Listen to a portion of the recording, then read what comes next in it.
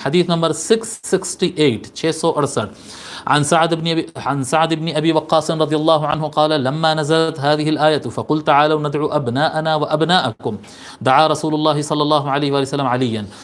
حضرت سعد بن ابی وقاص رضی اللہ تعالیٰ عنہ روایت فرماتے ہیں جب یہ آیت نازل ہوئی، سورہ آل عمران کی آیت نازل ہوئی، کیا آیت نازل ہوئی؟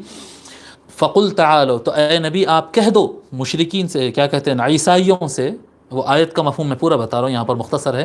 تو تم اے نبی صلی اللہ علیہ وآلہ وسلم ان نجران کے عیسائی جو آپ سے مناظرہ کر رہے ہیں اور مباہلہ کرنے کے لیے تیار ہو گئے، آپ ان سے یہ کہہ دو ندعو ابناءنا و ابناءکم، ہم اپنی اولاد کو بلائیں گے اور تم بھی اپنے اولاد کو بلاؤ، ونساءنا ونساءکم، ہم بھی اپنی عورتوں کو بلائیں گے تم بھی اپنی عورتوں کو بلاؤ، وانفسنا وانفسکم، ہم بھی اپنے جان کو لے کر آئیں گے، خود کو لے کر آئیں گے اپنی جان کو، اور تم بھی اپنی جان کو لے کر آؤ. فنبتہل فنجعل لعنت اللہ علی الکاذبین، اور ہم مباہلہ کریں گے اور سب کے سب یہ اعلان کریں گے کہ جھوٹوں پر اللہ کی لعنت ہو. یہ ایک بڑا واقعہ ہے، اس کے پیچھے آپ حضرات میں سے اکثر جانتے ہوں گے، جو نہیں جانتے ان کے لیے پھر کبھی سنائیں گے. جب یہ واقعہ ہوا تو اللہ کا حکم ہو گیا اب لے کر آنا ہے.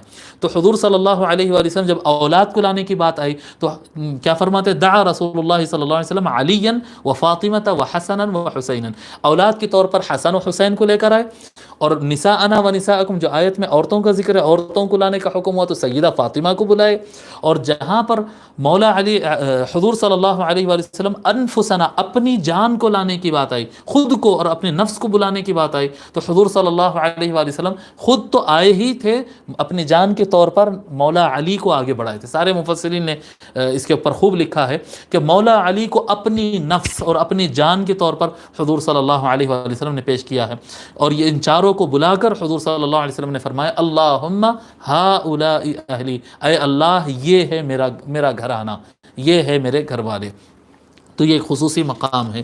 اس کو امام مسلم، ترمذی اور احمد بن حنبل اور امام نسائی نے روایت کیا.